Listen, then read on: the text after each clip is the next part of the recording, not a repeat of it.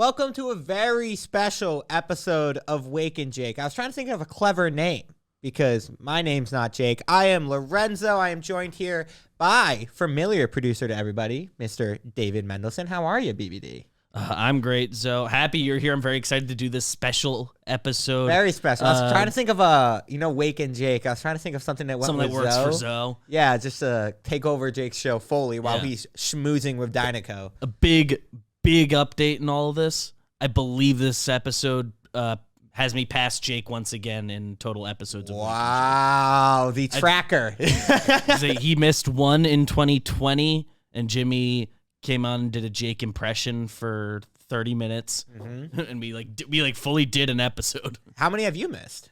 One. Wow, he passed me. You're putting up Wilt numbers, buddy. He passed me end of 2021 or early 2022. He did just like a solo 20-minute live stream thing. Well, so you have to love now that. I've passed him. Well, I'm happy to be able to join the show. Second time I've been on here. First time hosting. I love the show. I'm really happy, and I appreciate you guys letting me do it.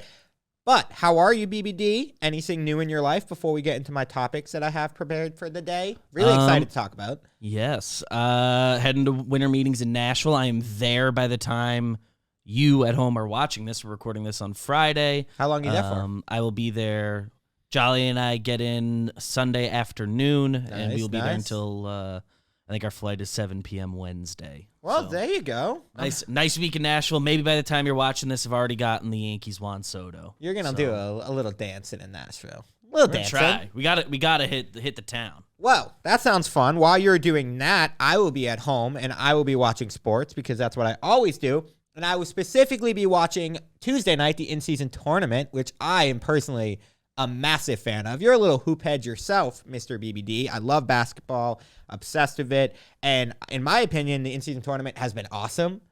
I've loved every second of it. I've watched basically every game or the highlights of every game. I think it's been a huge success for the NBA and Adam Silver. And that's going to be kind of our launching off point for my segment today about MLB presenting an in-season tournament of its own. But just your initial thoughts, BBD, on the in-season tournament. Have you liked it? Have you gotten into it? Are you invested? Yeah, I don't like I think kind of everybody who likes the NBA. Like I was skeptical when they first announced, like, are people really gonna care about this? And then this past Tuesday, before the final pool play games or whatever, they there's chatter in the office about it. The place was abuzz. Twitter was talking about tiebreakers and stuff, and I like kind of fully realized, like, oh, this thing, it worked. People are into it. I like it. I thought, maybe I wouldn't have done the courts as ridiculous, but the special courts I think does help identify, that this is a tournament game. This is a little different.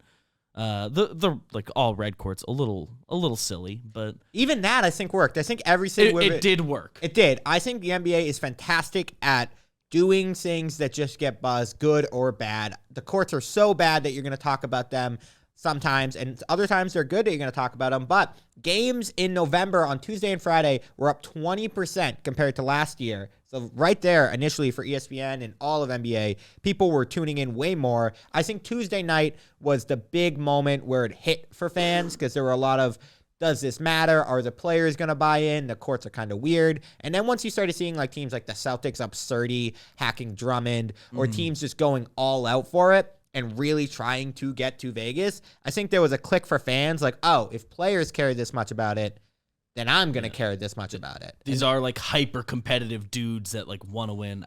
I'd say the two things off the top of my head that are like probably could use an adjustment or a relook would be, while I did enjoy point differential being the tiebreaker, like the second somebody gets hurt during that will be a tough day. Yeah. And as far as a product to watch, I've really enjoyed the team like wants to run the score up and the guys in the last 30 seconds are trying to get one more shot off. I do agree. And that's good. The other is like, and I understand what they assembled pool play to make the best competition, but like make the divisions matter. That'd be an easy way to actually make divisions a thing. There's definitely tweaks that can be made. I also but it's think the first year of it. Yeah, so I think every team should play the last game on the same night because like the Orlando Magic had a disadvantage, the Celtics had an advantage because they knew how much they had to beat the Bulls by, whereas the Magic didn't know what their situation was.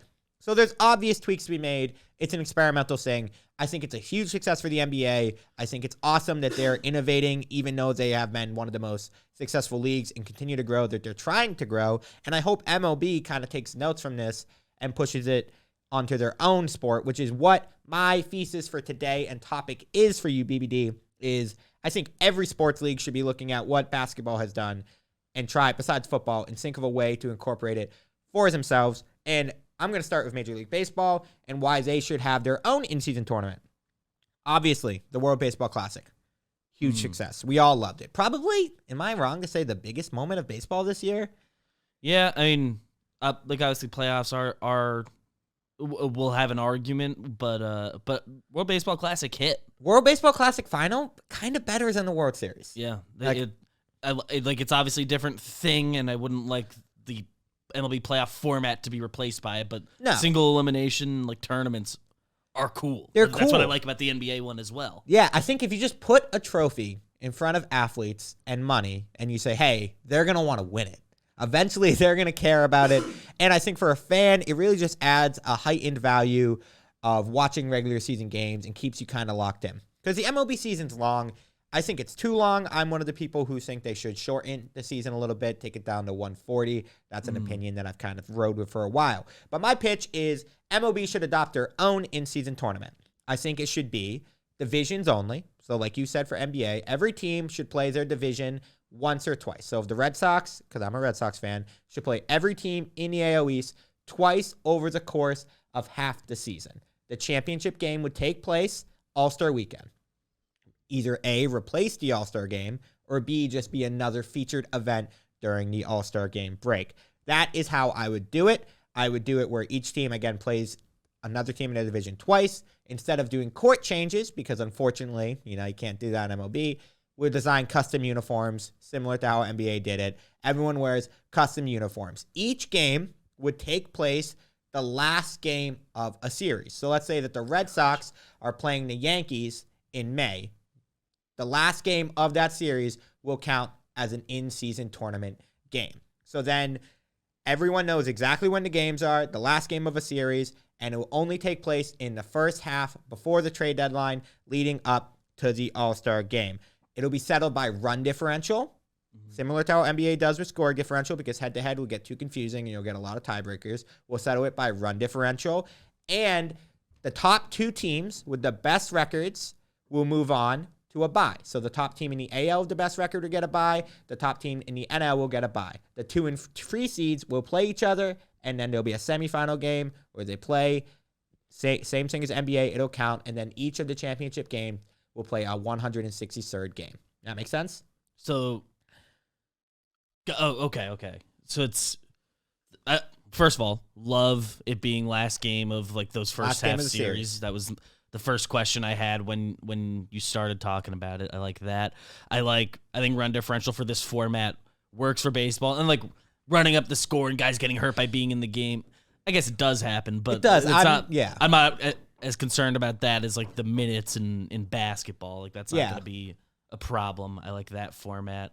So explain how the playoffs would go again. So the division. Yeah, I kind of rushed through that a little bit. Division games during the All-Star break. So the championship game will occur during All-Star weekend. It either can be, I hate the All-Star game. I don't watch it. I've never watched it. So you could either replace it with the All-Star game, or it could just be a part of the event. So like you could have one day be the All-Star game, the next day be the home run derby, and then the last day be the in-season tournament championship game. Players who play in the in-season tournament game obviously won't play in the All-Star game. The playoffs will work. Let's say the Yankees have the best record and the best run differential in the AL.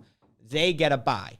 Then let's say the Twins win their division and the Astros win their division. The Twins and Astros will play each other. That will count as a regular season game, a part of their 162-game schedule. They'll play each other on a scheduled off day. They'll play each other. The winner of that game will then play the Yankees. Same thing, it'll count as a part of their 162-game regular season. And then the winner of that moves on to the championship game wherever the All-Star game is being held. It'll be played at that field. Same thing for the NL. So that'll be it. Now, if you want to spice it up, because the NBA has $500,000 for each player on a winning team, you can do one of two things. You can either A, do a money thing, which is always the easy answer. But if you want to do something else, there's other options. Like you could go back to winner of the game. This is where I'm kind of a little iffy. So if you're in the comments and you're listening, please comment what you would do for an MLB in-season tournament, because I'd love to hear suggestions. I think that you could do either winner gets World Series home field advantage again.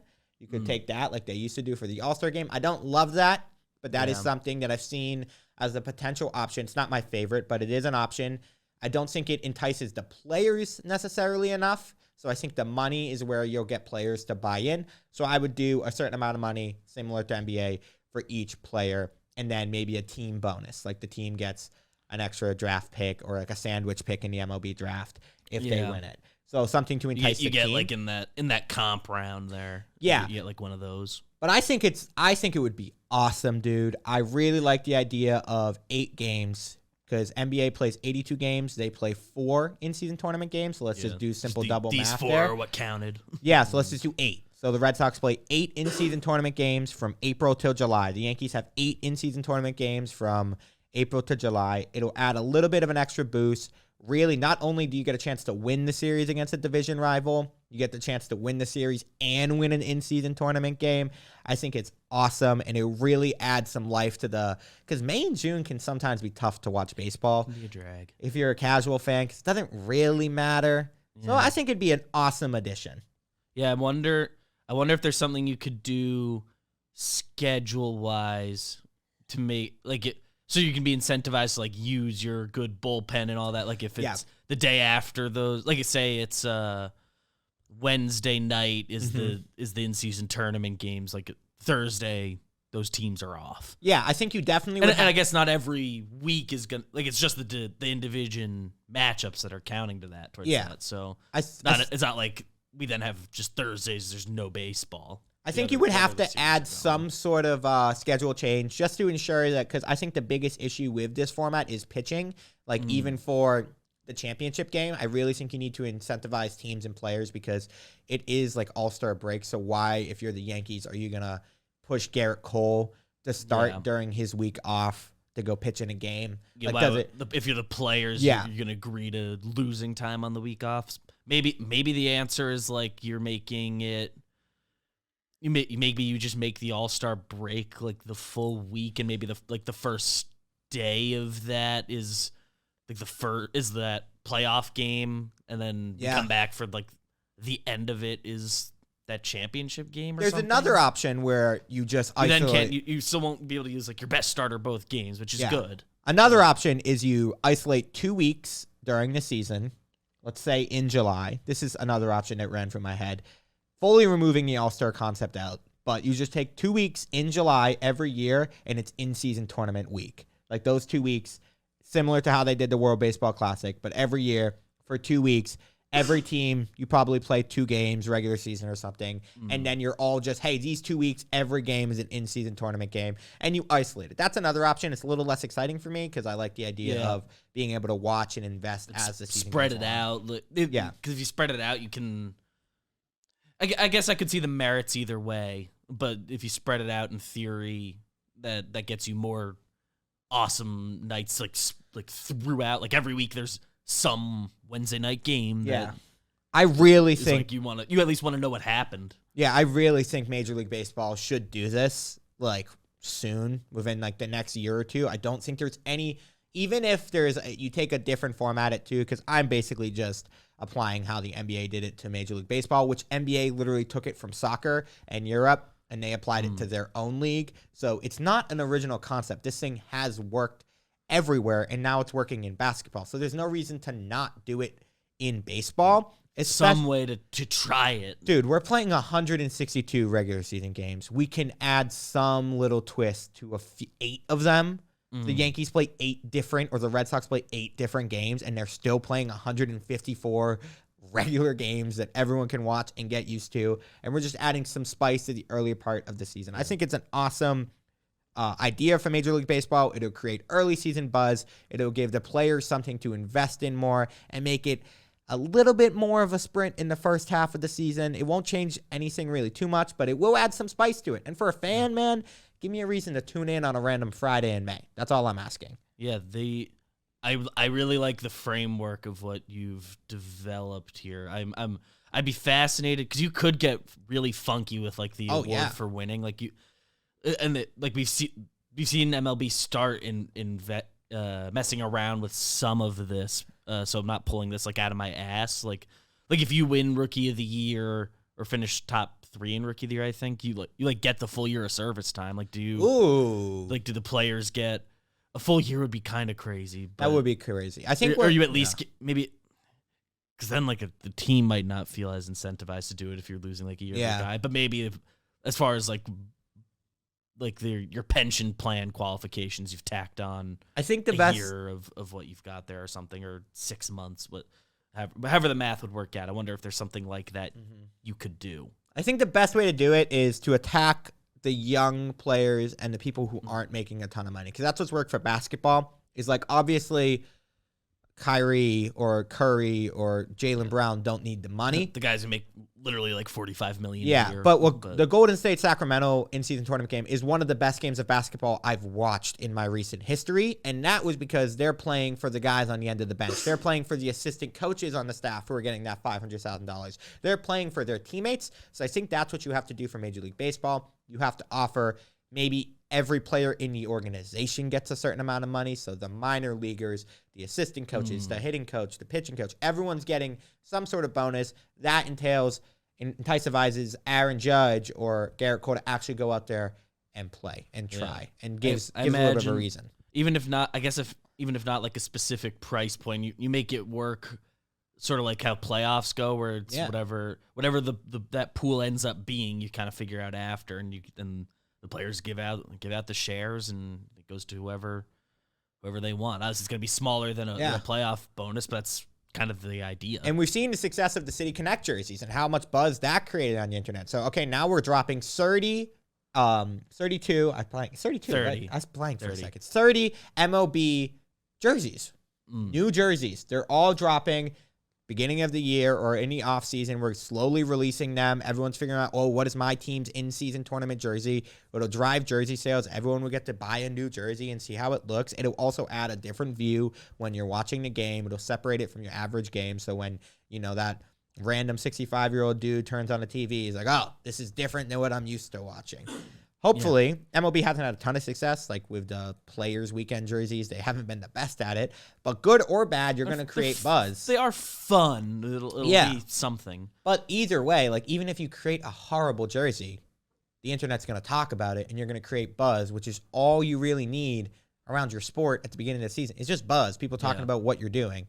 Even if they wasn't like it necessarily like if Red Sox wanted to keep their current City Connects as their season tournament jerseys. You could even do that if you want. Like it would get every team to make one. Yeah, I think I would want custom jerseys for the tournament. Yeah, at least like the first time we do it, it would make sense to do like every team New Jersey. I want custom jerseys that you don't wear unless it's a tournament game, and you only wear them for those, and that would really separate it from me as a fan. It gives it a little bit of a special feeling. I don't want you just to wear an alternate or something. I think that's a lazy approach to it. So I want custom design for it. Like that's what definitely the first time we do it. First time. You can wear them next year, same thing. I don't care. But like first year, everyone's getting a jersey. And it doesn't have to be crazy, but it's got to be unique enough. Something unique. Yeah. So when you tune in, you're seeing something different. So that's my big goal. And the flaws of it are pitching. Like if it's the last game of the series, are you changing how you approach the other 2 games of the series? With basketball, the same 5 players play every night, so there's not really that much of a difference. With baseball, your ace. Yeah. Are you going to change around your plan, or if you're just out of luck if your rotation doesn't line up great? And I just think that's how each team is going to approach it, because certain teams will prioritize this more than others. Let's say if you win something, if you're the Braves, you have World Series aspirations, you probably care a little bit less. But let's say that you're the Blue Jays or you're the Reds, and you're having a great first half of the season, and you're not really expecting to make the World Series. Hey man, this is a great opportunity to excite your fan base. Go out and win something, give your players a reason to keep, locking it in. And maybe if you win an in-season tournament, it motivates you to keep going and tells your team, hey, let's go trade for someone at that deadline. Yeah, we're pretty, obviously, like, we won. Baseball, I've been saying this about basketball too. Like one game elimination like tournament, mini tournament. Like Oh, anybody yes. can win that in baseball, even in basketball. One game, yes.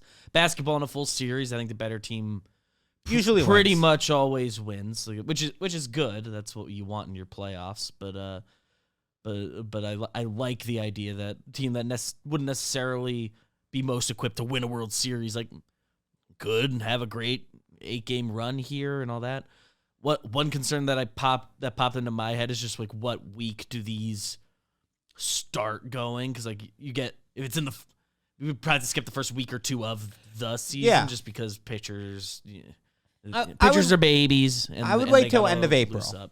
I would wait till end of Like April. last week of April is like the first in-season tournament. Yeah, I would wait till end of April, and then I would have a game, basically as many as you can in May, June, and beginning of July. I think that would be the big time for in-season tournament. Maybe get 1 or 2 in during April, but just kind of motivate. Also, I get pitchers are baby and everything, but if there's a game on April 10th, then Garrett still Cole's have to only play. Oh yeah, Chris Sale, if he's healthy, he's only going 4 innings, man. Or you kind of just gotta make it work. But that's how you gotta play the schedule you've got, and if you're not playing the guys like that's up to the team. Yeah, I think that's really depending on the team. Because, like, in basketball, there's an in-season tournament game in November, the first 3 weeks of the season, and if LeBron's going to play 40 minutes, that's up to the team and how much they're going to treat it. Up to the team, up to the guy, how far they think they can stretch themselves. Also, I want a little bit more urgency urgency in the early part of the season. Yeah, I think as long as you're avoiding that first, 2 weeks of the season. So I agree. Last week of April, you should be good. I would avoid the first 2 weeks also to let fans, because the hype, you don't need it the first 2 weeks. Yeah, they're normally pretty excited. I would map it out to when baseball fans kind of start to dial out a little bit, which is kind of towards the end of April, beginning of May, is when I would have the last week of April be the first week of the in-season tournament.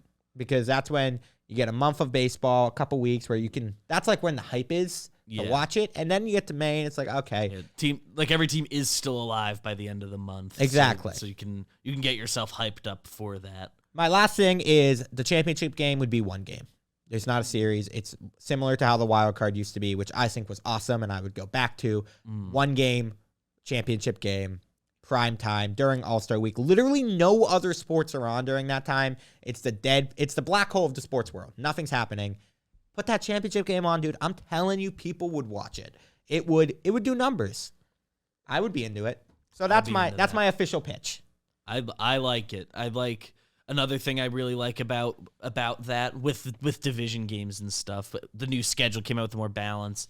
Yes. And one thing we kind of stumbled into, which happened in other years as well, but every now I feel like everybody had the one team in their division that it was first week of July was the last time we played them, or so the way that you've described it were 2 series against each division opponent. In the first half, that you get a decent balance of it. At least you're getting 2 series against each division team per half.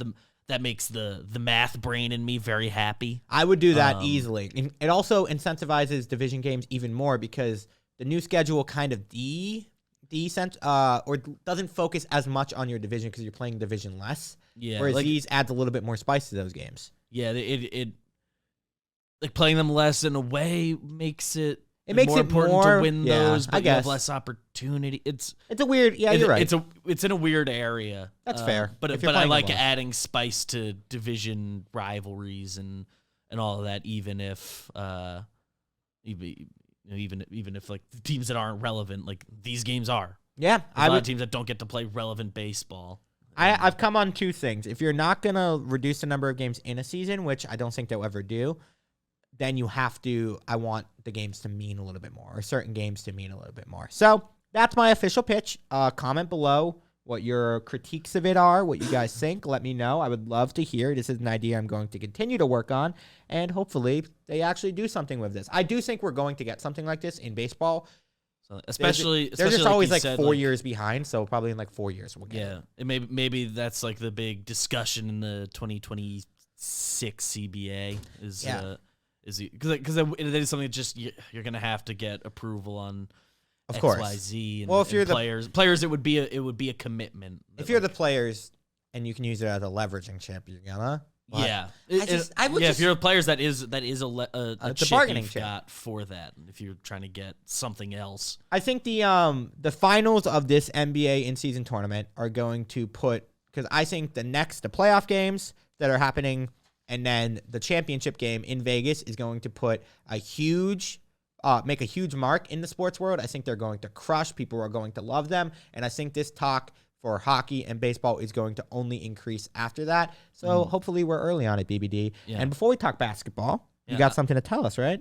I do. And I think on the day we're releasing this, which is Monday, is the first night of the play-in rounds of the in-season tournament. I'm so excited to see what the Vegas atmosphere is like on awesome, TV, dude. all of that. And in the NBA, the game can change in an instant, but no matter how the action unfolds, DraftKings Sportsbook has your back. This week, new customers can score $150 instantly in bonus bets just for betting $5 on basketball. Win or lose, you get an instant dub. So capitalize on the in-season tournament. There's games going. I've been really enjoying getting involved in DraftKings with the NBA specifically. Download the DraftKings Sportsbook app now and use code BAKERS. New customers can get $150 instantly in bonus bets for betting just $5 on basketball only on DraftKings Sportsbook with code BAKERS. The crown is yours. Gambling problem? Call 1-800-GAMBLER. In New York, call 877-8-HOPE-NY or text HOPE-NY 467-369. In West Virginia, visit www.1800gambler.net. Please play responsibly. In Connecticut, help is available. For problem gambling, call 888-789-7777 or visit ccpg.org. On behalf of Boot Hill Casino and Resort in Kansas, must be 21 or older in most eligible states, but age varies by jurisdiction. See DraftKings.com/sportsbook for details and state-specific responsible gambling resources. Eligibility and deposit restrictions apply. Bonus bets expire 168 hours after issuance. Terms at sportsbook.draftkings.com/basketball terms. Thank you, DraftKings. We appreciate it. Now, BBD, I love basketball. Oh, yeah. You want to talk some hoops? Oh, yeah. Couple hoop heads. I got a segment planned for us today. You guys usually call it water cooler talk. I'm going to call it, you're at a bar and there's a stranger next to you and you want to kind of impress him that you know ball a little bit. And here are 3 things that you maybe would bring up to him to show off a little bit. We all like to impress people. Mm-hmm. I love impressing people. Whenever I go anywhere, I try and usually fail. So when I rarely succeed and have a successful social interaction, it means a lot to me. So these are things that I would present. Do you have anyone that you would like to present, or would you like me to go first? You can lead it off. I know you did some prep here. I'm curious if we overlapped on things we were thinking about. I did do some prep, and I've been thinking a lot about the in-season tournament, which starts Monday night with my Celtics, and they'll be playing a certain team, which I think a lot of NBA fans are about to have their eyes open with, the Indiana Pacers, and more importantly, my guy, Tyrese Haliburton. I think could be a week where Haliburton becomes a face or a household name to NBA fans. He already is to the diehards, but to the casuals, I don't think people realize how good he is yet, because the jump he's taken is truly ridiculous. This season, he's averaging 11.8 assists per game. Jeez. With only 2 turnovers. He had a stretch where he had 38 straight assists with 0 turnovers. The Indiana Pacers have the best offense in basketball. And the reason is Tyrese Haliburton is playing at a first-team All-NBA level, and I don't think that's ridiculous to say at all. He's been unreal the entire season. He's been so good. The Pacers are 9-8. They're kind of an average team. Their defense is horrible. Every time they play anybody, they're giving up 140 points. So if they're going to beat the Celtics, they're going to have to score 140 points. The crazy thing is they can do that, and it's because of Haliburton. And it's one of those rare trades in sports where Sabonis went to the Kings and Haliburton went to the Pacers, where it's kind of a win-win for both sides, because De'Aaron Fox kind of runs the show in Sacramento, and Haliburton is a very ball-dominant type player, so he would not get nearly the possessions he needs in Sacramento. And Sabonis is an amazing fit for the way De'Aaron Fox plays. And Haliburton has become one of the best guards in the league right before our eyes in Indiana. So I think if there's a way and there's a world where Indiana beats Boston, it's going to be because of Haliburton, and a lot of fans and Twitter is going to be buzzing about, hey, this guy is legit one of the best guards in basketball.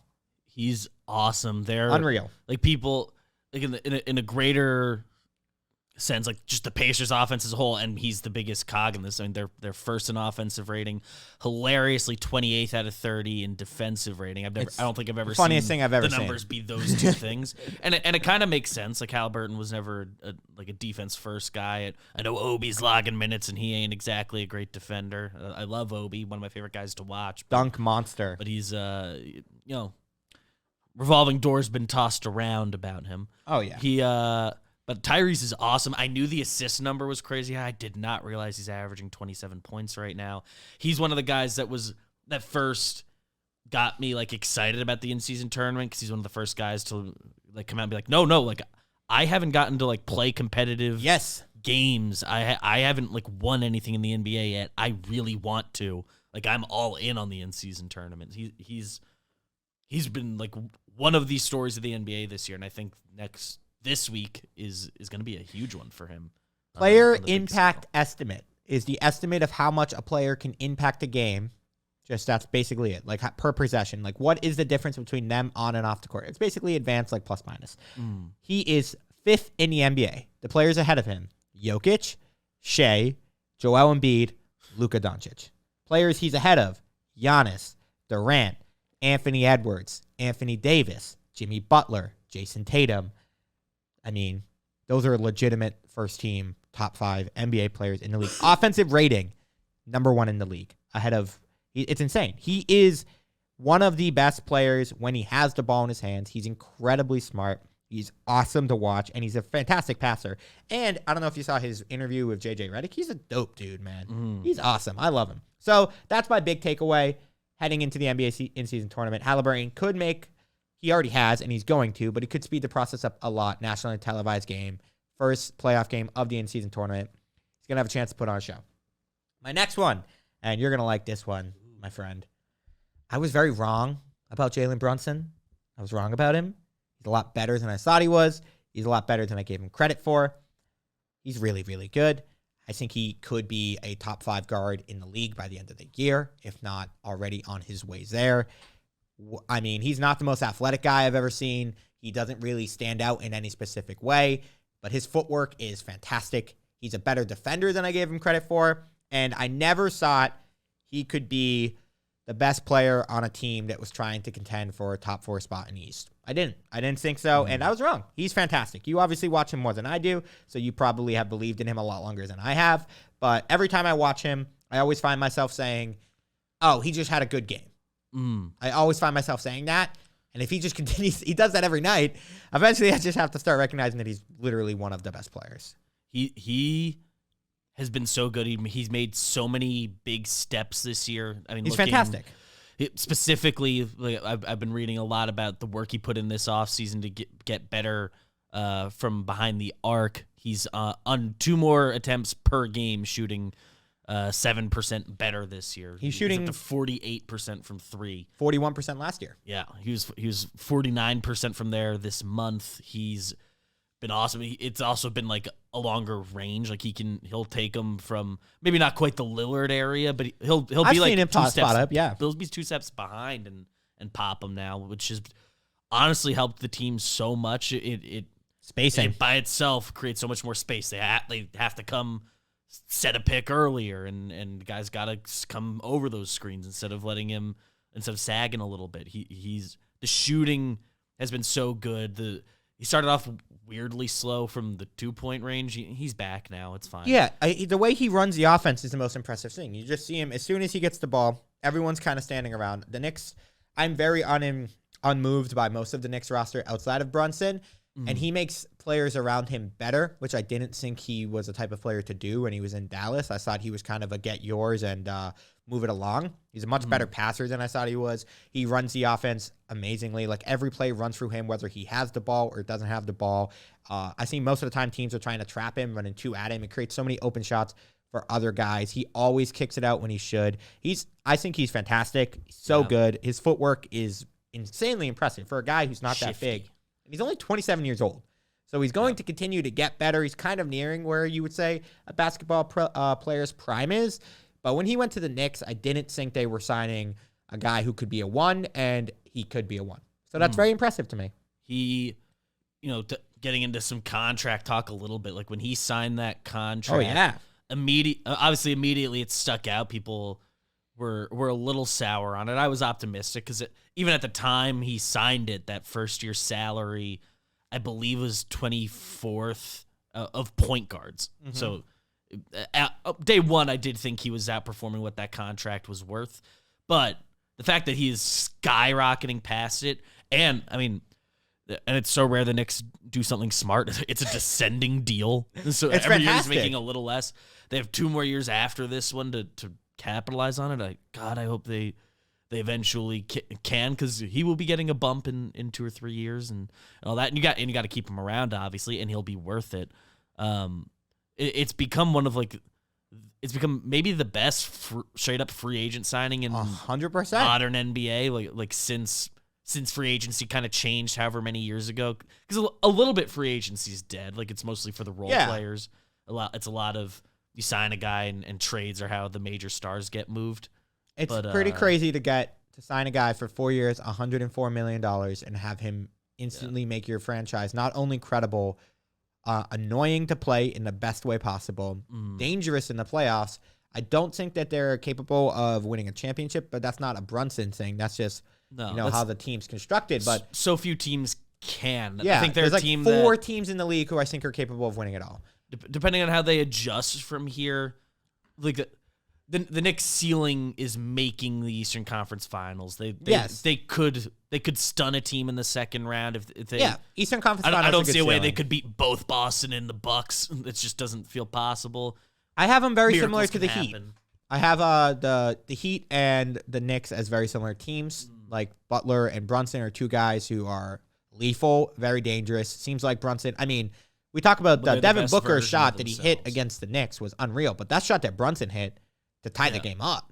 the shot he almost hit right after. Yeah, also that was also I couldn't crazy. believe he even got it. He got close. it off so fast.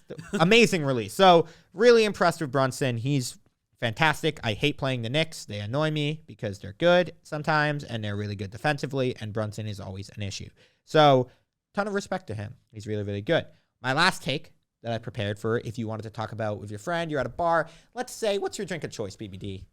I'm typically at a bar. I gravitate towards the vodka soda. I'll see what kind of specials they've got, but I'm watching my figure, and it's safe. It's easy. It's hoop season. I respect. Let's say BBD's at a bar. He orders a vodka soda. The guy next to him is he's a good-looking dude, and you want to impress him. You're just like, hey, man, I want to be your friend. I want you to care about me. So you're watching a game. Let's say it's Sacramento, Oklahoma City, and you're watching and go, wow, man, the league is really balanced this year. There's a lot of good teams. The parity in the league is like, it's good, man. And you want to know, he would probably say, hey, you're right, man. Have you looked at the standings? How many teams you think are capable of winning it all? Well, you got the Celtics, bias, who I think capable of winning a championship. Towards the top of my list. Best team in the East, 14-4. Only team with 14 wins in the East. Western Conference, you're like, well, the Nuggets won it last year. Jokic probably best player in the NBA by a good amount. He's still the best player in the league. There's some other teams like Bucks. They got Lillard. They got some defensive issues. Magic, they're really scrappy. They're having a good start to the season, but who's their guy? Timberwolves, Anthony Edwards, MVP candidate.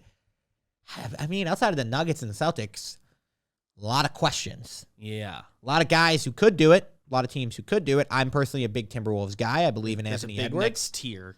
Yeah, I believe in Anthony Edwards. But even the Nuggets, you look at them, you're like, hey, they lost Bruce Brown last year. When was the last time a team won back-to-back championships? The Miami Heat, if I'm correct, right? Yes. 2012, 2013. They're still the last team to do it. So decade. Did the Warriors do it? Warriors did do it. Yeah, you're right. They did it. Warriors did it with Durant. So it's like, are the Nuggets as good as those Warriors teams were? Are they going to be able to do it? Are they going to win back-to-back? I mean, the Timberwolves play the Nuggets really well. You go down, you're like, hey, LeBron, not last season, but, does he have one more run in him? Oklahoma City, super young, really good. Can Luka and Kyrie put it together? How about the Suns?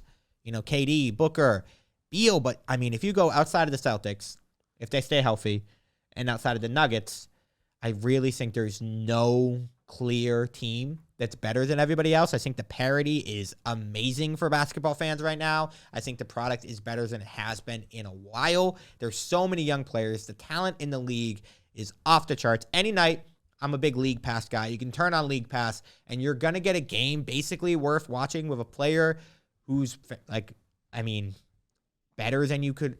How do I word this? There's a player on every team who can do something that you'll never be able to comprehend. Like, you just turn on an Oklahoma City game and you're like, oh, Shea, I don't really know a ton about him. He can drop 35 casually. And you're like, oh, my God. Or last night I was watching the Warriors play the Clippers.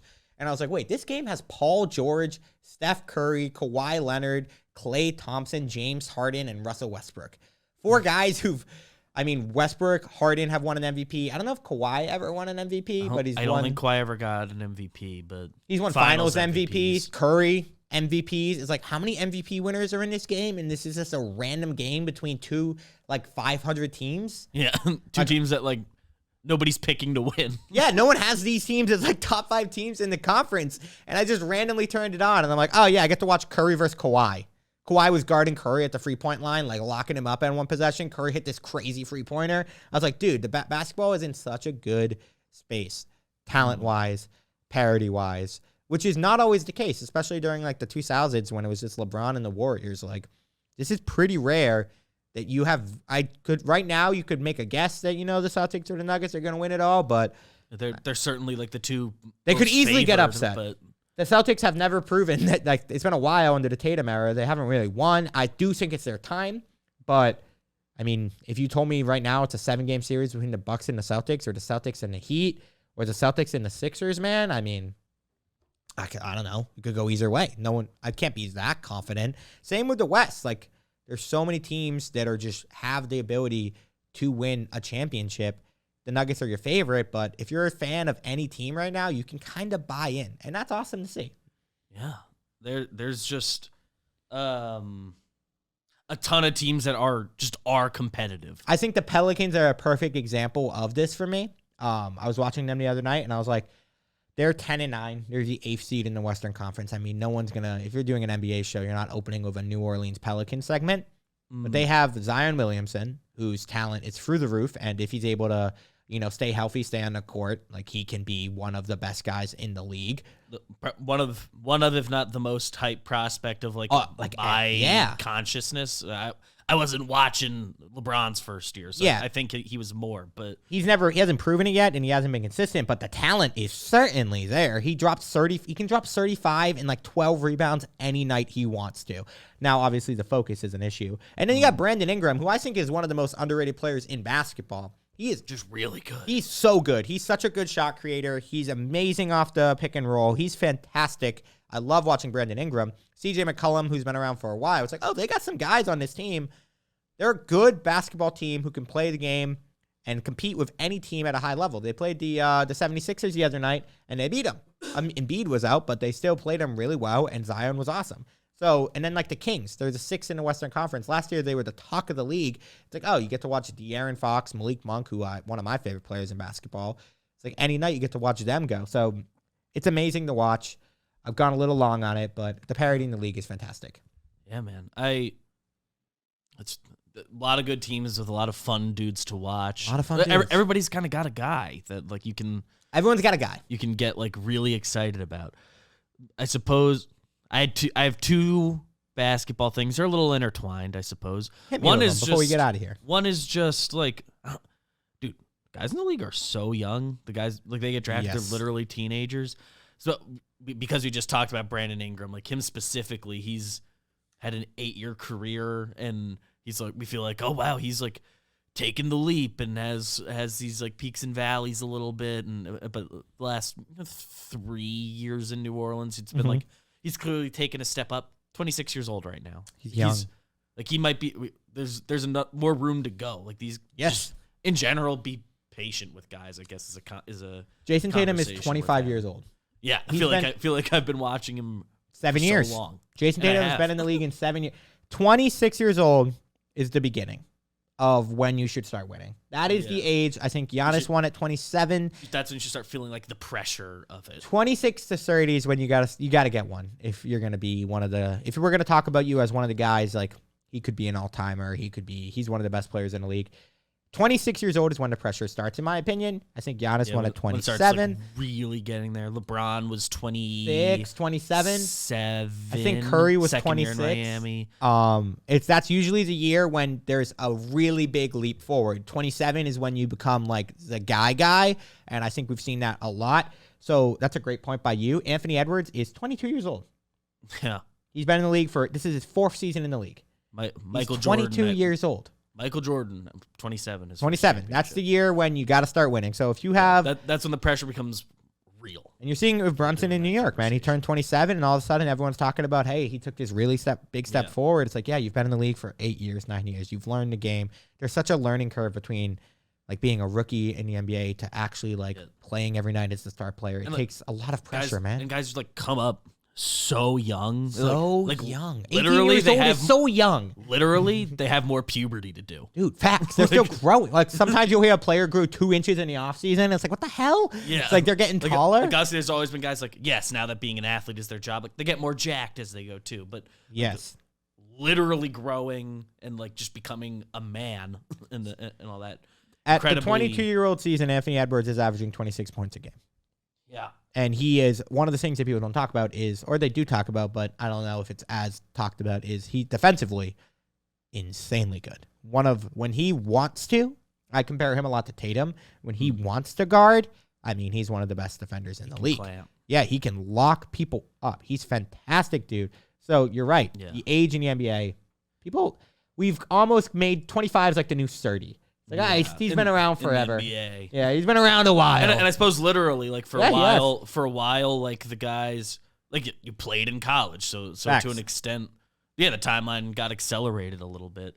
Like people, not to bring it back to Michael Jordan, but clicks. Like before, when he was 26, hadn't won a championship yet, had made all these all-star teams, all these scoring type, like he was considered a chucker. Actually.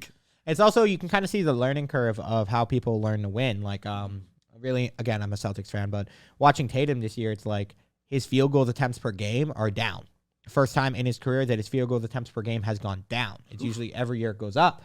But you can kind of see the shift in mentality as these players get to their 7th, 8 years. They've been in the league. They've made an All-NBA team. They've gotten there. They basically, they've established themselves. They got a shoe deal. Then you become, okay, now I'm at 26 years old. Now I'm going to try to win. And it's going to be less about putting up 30 points a game. It's going to be more about, okay, yeah, maybe I'll take 18 shots a game instead of 22. But we have Porzingis or Drew Holiday, and they're going to take a couple more shots, and we're going to be a better team because of it. So you have to give these players a grace period to learn, establish themselves because they're a business, not just a player. They're a brand. And then B, to learn how to be adults. Learning how to be an adult, man. You're 23 years old. You have millions of people watching you, following you, every brand in the world trying to sign you. Of course, you're not going to be capable of winning. And if you are capable of winning an NBA championship at 24 years old, hey, we're going to talk about you for the next 100 years. Yeah. It's, man. It's crazy. It's fun, man. Anthony Edwards is younger than I am, and I'm 23 years old. He's younger than me by a year. And he's so much averaging 26 points in NBA right now. That's crazy. One of the more dominant players. The last talking point I have, which is a quick one, and people who like the NBA, they've heard this. Just the Thunder are deep, man. Oh, OKC is amazing. They're like a really just fascinating team, and they still have all those picks, and they still have all these young players. And specifically, and you and I talked about this the other day. This player specifically, they're like 8th dude. Cason Wallace. He's good. Like already one of the best defenders in the league day one. Like that. He's a defense first guy, and he's been awesome there. That's what he was drafted to do. 22 minutes a night. I know it's not crazy shot attempts numbers, but his shooting numbers are fucking ridiculous, dude. He's shooting 60, 50, 90.